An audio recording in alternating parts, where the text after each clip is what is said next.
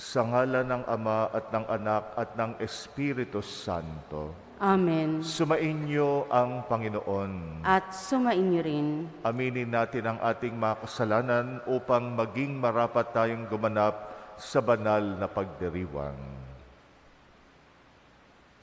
Sapagkat lubha kang mahabagin, Panginoon, kaawaan mo kami. Panginoon, kaawaan mo kami. Sapagkat lubha kang mapagpatawad, Kristo, kaawaan mo kami. Kristo, kaawaan mo kami. Sapagkat lubha kang mapagmahal, Panginoon, kaawaan mo kami. Panginoon, kaawaan mo kami. Kaawaan tayo ng makapangyarihang Diyos, patawarin tayo sa ating mga kasalanan at patnubayan tayo sa buhay na walang hanggan. Amen. Manalangin tayo. Ama naming makapangyarihan, patawarin mo ang mga pagsuway ng iyong sambayanan upang sa pagkakasangkot namin sa kinasadlakang kasalanan dahil sa aming angking kahinaan, kami iyong pagbigyang lumaya ng tuluyan. Sa pamagitan ng Jesucristo kasama ng Espiritu Santo, magpasawalang hanggan. Amen.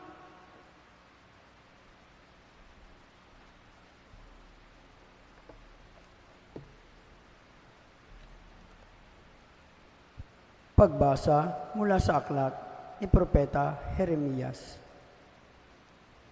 Naririnig kong nagbubulungan ang karamihan. Tinagurian nila akong kilabot saan man. Sinasabi nila, isuplong natin. Pati matatali kong kaibigay, naghahangad ng aking kapahamakan. Wika pa nila, marahil ay malililang natin siya. Pagkatapos, dakpin natin at paghigantihan. Subalit, ikaw ay nasa panig ko, Panginoon. Malakas ka at makapangyarihan. Madara pa ang lahat ng umuusig sa akin. Hindi sila magtatagumpay kailanman. Mapapahiya sila sapagkat hindi sila magwawagi. Mapapahiya sila habang panahon. At ito'y hindi na makakalimutan. Makatarungan ka kung sumubok sa mga tao. Panginoon, Diyos na makapangyarihan, alam mo ang laman ng kanilang mga puso't isip, kaya't ikaw ang maghiganti sa mga kaaway ko. Ipinagkakatiwala ko sa mga kamay mo ang aking kapakanan. Awitan ninyo ang Panginoon, inyong purihin ang Panginoon, sapagkat inililigtas niya ang mga api mula sa kamay ng mga gumagawa ng masama. Ang salita ng Diyos. Salamat sa Diyos. Sa kahirapay humibik at ako iyong dininig. Sa kahirapay humibik at ako'y iyong dininig. O Panginoon kong aking kalakasan, minamahal kita ng tunay na tunay. Panginooy batong hindi matitibag, matibay kong muog at tagapagligtas. Sa kahirapay humibik at ako'y iyong dininig. Diyos ko, ang sa akin ay siyang nag-iingat, tagapagtanggol ko at aking kalasag. Sa iyo, Panginoon, ako'y tumatawag. Sa mga kaaway, ako'y iyong iligtas. Sa kahirapay humibik at ako'y iyong dininig. Gapos ako ng tali ng kamatayan, siniklot ng alon ng kapahamakan. Nabibingit ako sa kamatayan, nakaumang na sa labi ng libingan. Sa kahirapay humibik at ako'y iyong dininig. Kaya't ang poon ay tinawag ko. Sa aking kahirapan, humingi ng saklolo. Mula sa templo niya'y tinig ko'y narinig. Umabot sa kanya ang aking paghibik. Sa kahirapay humibik at ako'y iyong dininig. Luwalhati papuri sa iyo, O Kristo. tagapagligtas ng sanlibutan. Tayo pong lahat, salita mo, Kristong mahal, Espiritong bumubuhay, nagtuturo't umaakay sa nagnanais makamtan ang langit na walang hanggan. Luwalhati't papuri sa iyo, O Kristo, tagapagligtas ng sanlibutan.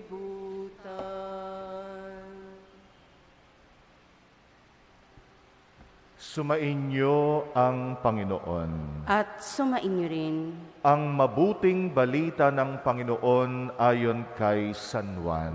Papuri sa iyo, Panginoon.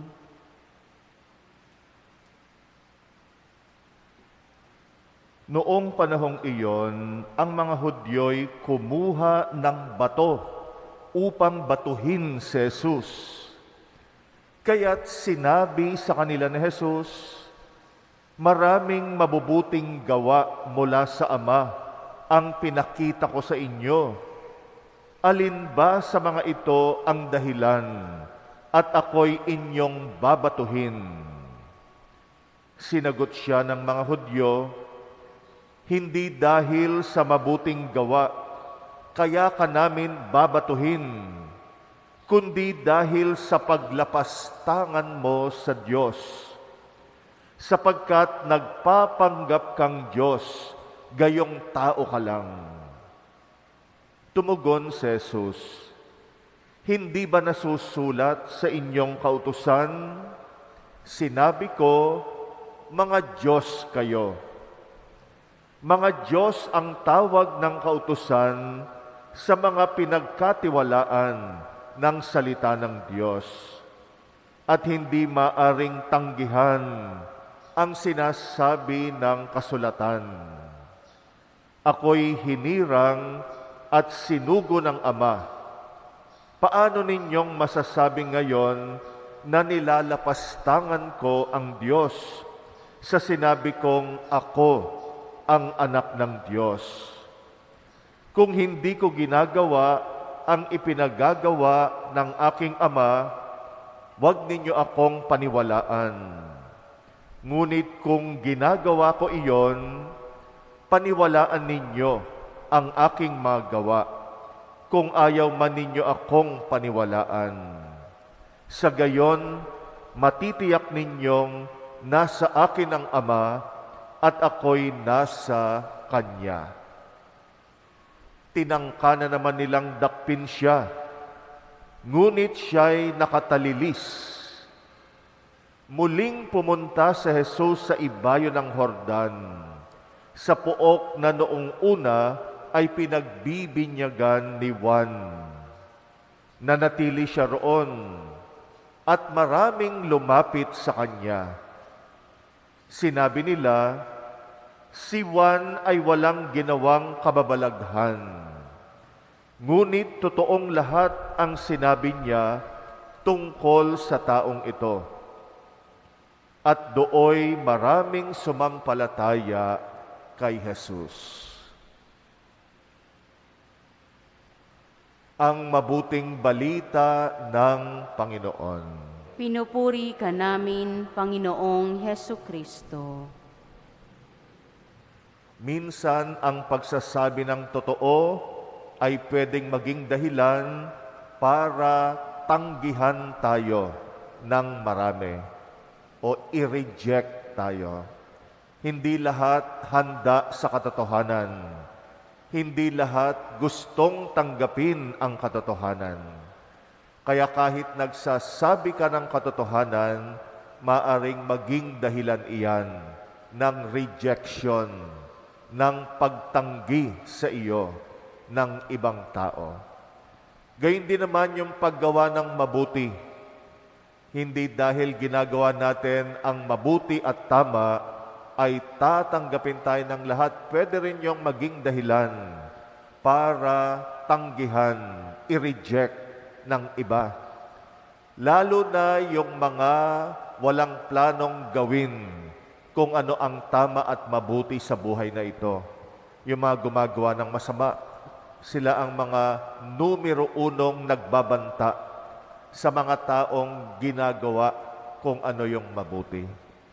Kaya nga kahit ginagawa mo yung tama, kahit ginagawa mo yung mabuti, pwedeng magdusa ka ng rejection ng ibang tao dahil doon.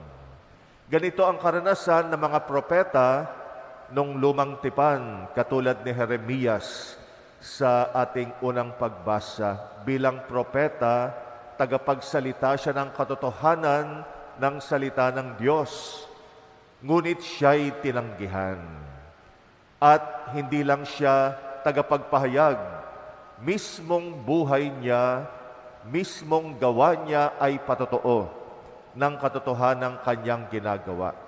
At narinig naman natin sa ating unang pagbasa yung mga banta ng ibang tao sa kanya dahil ginagawa niya yung tama at pinapahayag niya yung totoo. Sa ating ebanghelyo ganito rin si Jesus. Si Jesus din ay rejected ng marami sa pagpapahayag ng katotohanan. Lalo na yung katotohanan na siya ang anak ng Diyos. At yung mga aral niya na humahamon sa prinsipyo at sa mga pamantayan ng mga tao noon. Kaya yung mismong aral ni Jesus at yung kanyang mga deklarasyon at mga pagpapahayag, kahit ginagawa niya yung tama, ginagawa niya yung mabuti, si Jesus man ay dumanas ng rejection, dumanas ng pagtanggi, pagbabanta mula sa ibang tao.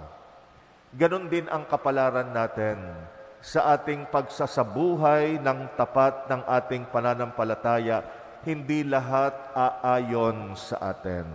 Hindi lahat mag-a-agree. Merong magdi-disagree. Merong mag-re-reject sa atin. Lalo na yung mga napapasok sa katotohanan.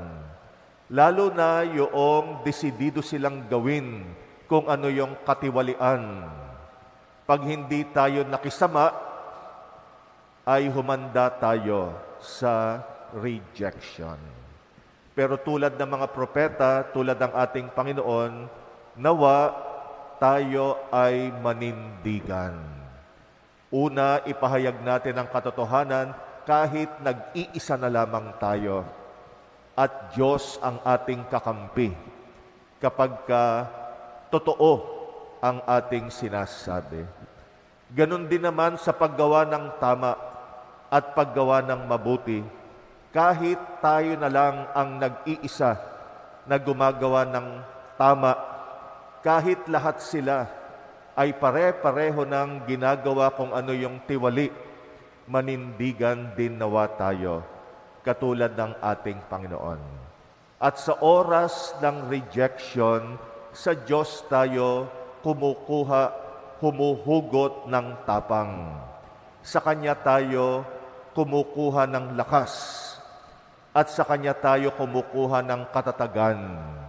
Manindigan tayo sa totoo at tama, kahit tayo na lang ang tanging nag-iisa.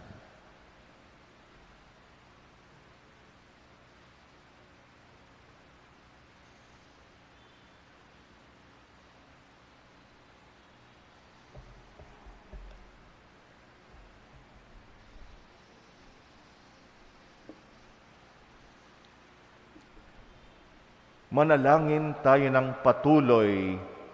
Manalangin tayo na patuloy tayong patnubayan ng Diyos sa pamagitan ng Kanyang mga propeta upang maipalaganap natin ang mensahe ni Jesucristo. Ating itutugon, Panginoon, dinggin mo ang aming panalangin. Panginoon, dinggin mo ang aming panalangin.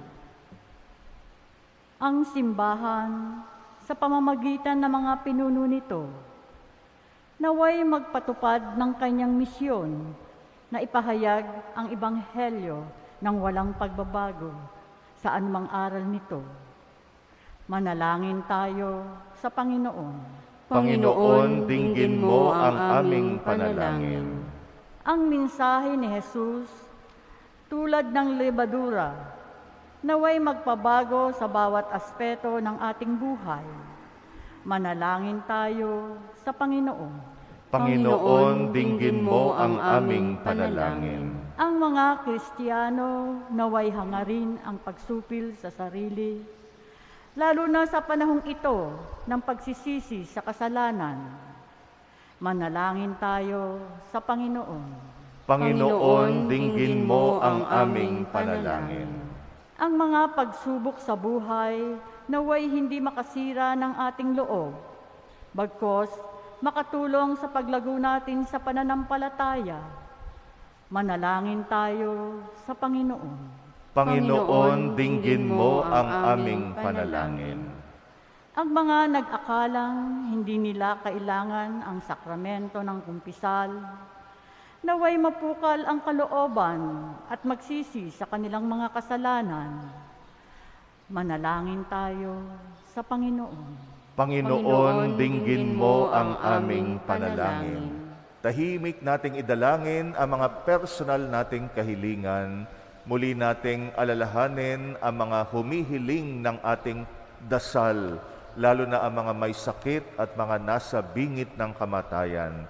Ipagdasal din natin ang mga kapatid nating nagpapamisa, nag-aalay ng misa na ito para sa kanilang intensyon. Tahimik natin silang ipanalangin.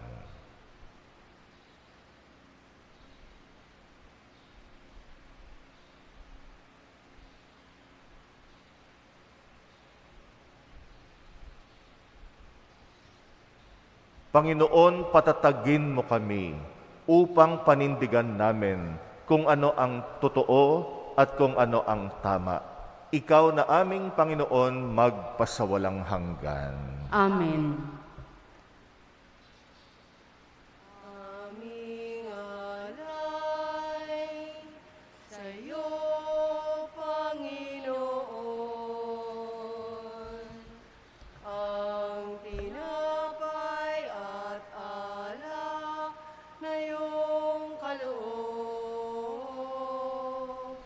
upang gunitain ang iyong buhay na inialay, nang tayo'y magdiwang bilang isang sambayanan. Ang tinapay, ito ang iyong laman, at ang alak, ito ang iyong dugo. Laman mo'y inihain upang lahat ay buhayin. Dugo mo ang dumanak ng lahat ay mapatawad. Manalangin kay mga kapatid upang ang paghahain natin kalugdan ng Diyos Amang makapangyarihan. Tanggapin nawa ng Panginoon itong paghahain sa iyong mga kamay, sa kapurihan niya at karangalan, sa ating kapakinabangan at sa buong sambayanan niyang banal. Ama naming lumikha, ipagkaloob mong kami maging laging marapat para sa paglilingkod sa iyong para ang paglilingkod sa iyong dambanay aming maganap, upang sa paglahok namin lagi rito, kami maligtas sa pamagitan ni Jesucristo kasama ng Espiritu Santo magpasawalang hanggan. Amen. Sumainyo ang Panginoon. At sumainyo rin. Itaas sa Diyos ang inyong puso at diwa. Tinaas na namin sa Panginoon. Pasalamatan natin ang Panginoong ating Diyos. Marapat na siya'y pasalamatan. Ama naming makapangyarihan, tunay ngang marapat na ikay aming pasalamatan sa pamagitan ni Jesucristong aming Panginoon. Sa pagpapakasakit ng giliw mong anak, ang sangkatauhay minarapat mong magpahayag ng iyong dakilang pag-ibig sa lahat, na pawang nais mong tubusin ng Mesiyas. Sa harap ng iyong kadakilaan, kapos ang dila naming magsaysay sa pag-ibig na makapangyarihang sa krus ay itinanghal. Sa krus pinasyang patawarin ang mga tao. Sa krus nagtagumpay ang ipinakong Kristo. Kaya kaisa ng mga anghel na nagsisiawit ng papuri sa ng walang humpay sa kalangitan, kami nagbubunyi sa iyong kadakilaan. Santo, Santo, Santo, Panginoong Diyos na mga hukbo, napupuno ang langit at lupa ng kadakilaan mo, hosana sa kaitaasan. Pinagpalang na paririto sa ngalan ng Panginoon, hosana sa kaitaasan. Ama naming banal, ikaw ang bukal ng tanang kabanalan, kaya't sa pamagitan ng iyong Espiritu, gawin mong banal ang mga kaloob na ito upang para sa amin ay maging katawan at dugo ng aming Panginoong Hesukristo. Bago niya pinagtiisang kusang loob na maging handog, hinawakan niya ang tinapay, pinasalamatan kanya, pinaghati-hati niya yon, iniabot sa kanyang mga alagad at sinabi, "Tanggapin ninyong lahat ito at kanin, ito ang aking katawan na ihahandog para sa inyo."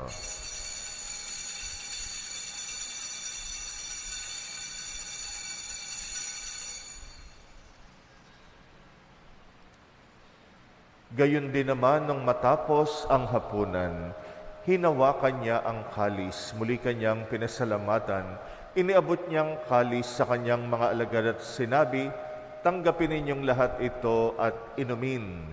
Ito ang kalis ng aking dugo, ng bagot walang hanggang tipan. Ang aking dugo na ibubuhos para sa inyo at para sa lahat sa pagpapatawad ng mga kasalanan. Gawin ninyo ito sa pag-alaala sa akin."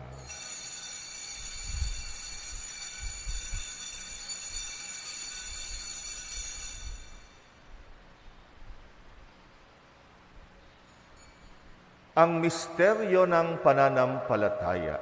Si Kristo ay gunitain, sarili ay nihain, bilang pagkait inumin, pinagsasaluhan natin hanggang sa siya'y dumating. Ama, ginagawa namin ngayon ang pag-alala sa pagkamatay at muling pagkabuhay ng iyong anak, kaya't inaalay namin sa iyo ang tinapay na nagbibigay buhay at ang kalis na nagkakaloob ng kaligtasan. Kami nagpapasalamat dahil kami yung minarapat na tumayo sa harap mo para maglingkod sa iyo. Isinasamo namin kaming magsasalo sa katawan at dugo ni Kristo ay mabuklod sa pagkakaisa sa pamagitan ng Espiritu Santo. Amalingapin mong iyong simbahang laganap sa mong daigdig. Puspusin mo kami sa pag-ibig kaysa ni Francisco na aming Papa at ni Jose na aming Obispo at ng Tanang Kaparian. Alalahanin mo rin ang mga kapatid naming nahimlay na may pag-asang sila'y muling mabubuhay. Gayon din ang lahat ng mga pumanaw. Kawaan mo sila't patuloyin sa iyong kaliwanagan. Kawaan mo at pagindapatin kaming lahat makasalo sa iyong buhay na walang wakas, kaysa ng mahal na Birheng Maria na ina ng Diyos, ng kabiyak ng puso niyang si San Jose, kaysa ng mga apostol at ang lahat ng mga banal na namuhay dito sa daigdig ng kalugod-lugod sa iyo, may pagdiwang nawa namin ang pagpupuri sa ikrarangal mo sa pamagitan ng iyong anak na aming Panginoong Hesukristo. Sa pamamagitan ni Kristo kasama niya at sa Kanya ang lahat ng parangal at papuri ay sa iyo, Diyos Amang makapangyarihan, kasama ng Espiritu Santo, magpasawalang hanggan. Amen. Amen. Amen. Manalangin tayo sa ating Ama sa Langit, alinsunod sa turo sa atin ng Panginoong Hesus. Ama namin, sumasalangit ka, sambahin ang ngalan mo, mapasa amin ang kaharian mo, sundin ang loob mo dito sa lupa,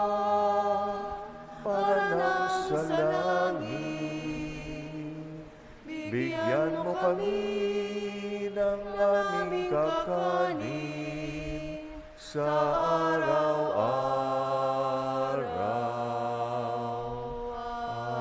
At patawarin mo kami sa aming mga sala, para ng pagpapatawad namin sa nagkakasala sa amin.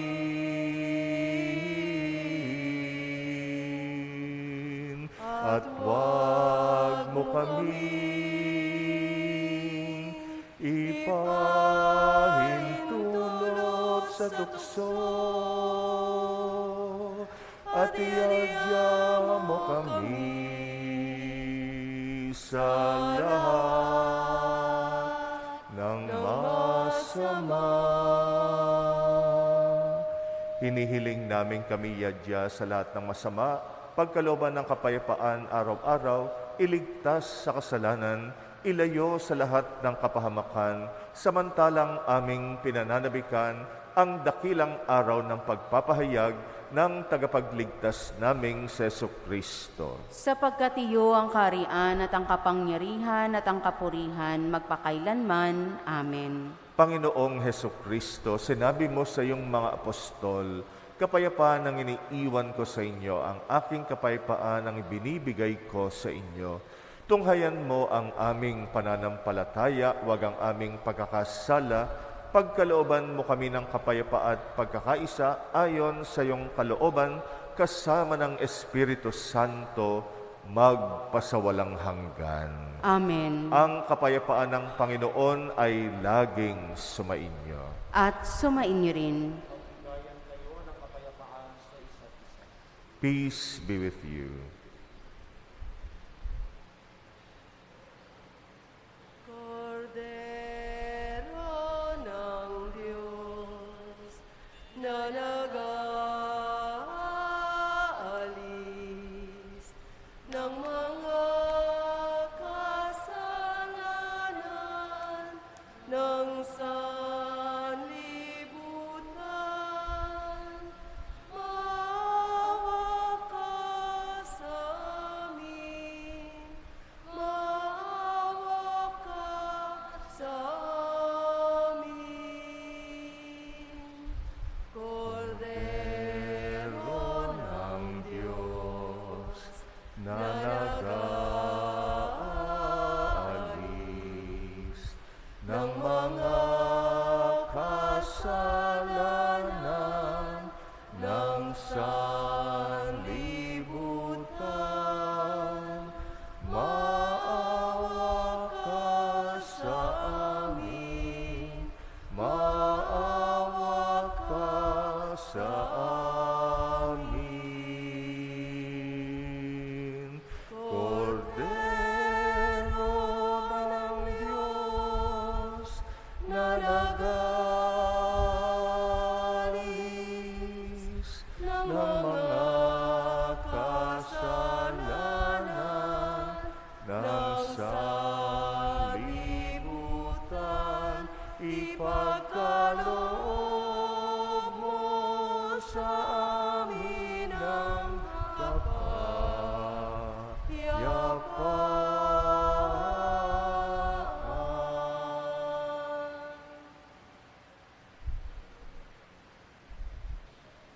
Narito ang Kordero ng Diyos na nag-aalis ng mga kasalanan ng sanlibutan. Mapalad ang mga inaanyayahan sa kanyang piging. Panginoon, hindi ako karapat-dapat na magpatuloy sa iyo, ngunit sa isang salita mo lamang ay gagaling na ako.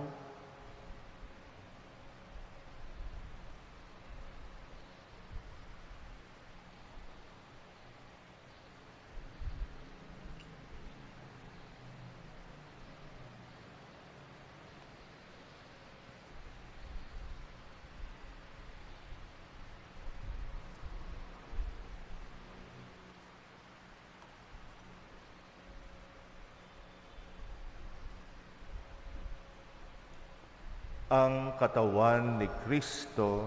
Amen.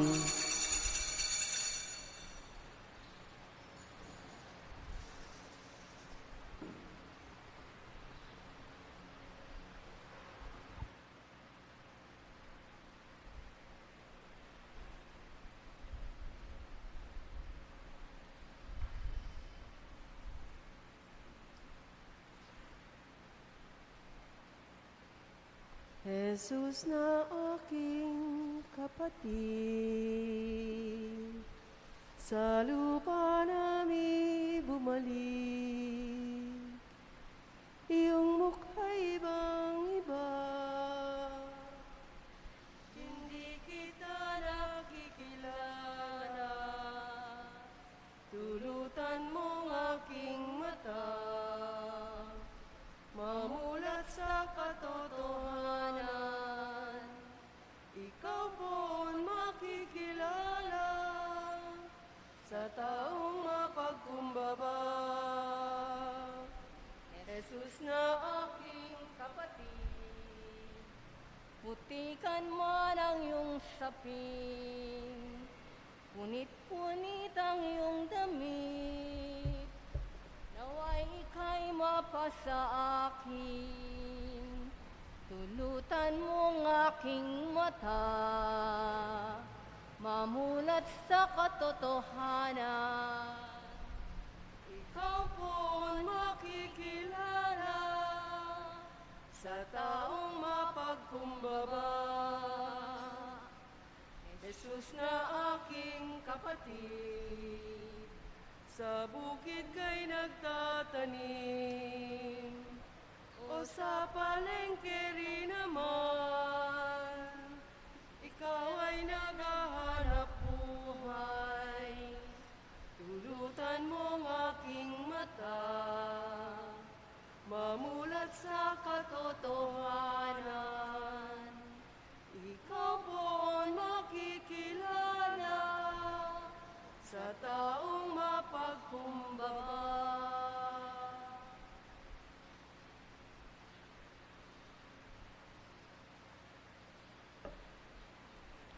Manalangin tayo. Ama naming mapagmahal, wag nawang maparam sa amin ang bungang walang maliw ng pinagsaluhan naming paghahain, manapay lagi nawa kaming ipagsanggalang nito sa pamagitan ng Jesucristo kasama ng Espiritu Santo, magpasawalang hanggan. Amen. Sumainyo ang Panginoon. At sumainyo rin. At pagpalain kayo ng makapangyarihang Diyos, Ama at Anak at Espiritu Santo. Amen. Tapos na ang misa, humayo kayong taglay ang kapayapaan ni Kristo. Salamat Salamat sa sa Diyos.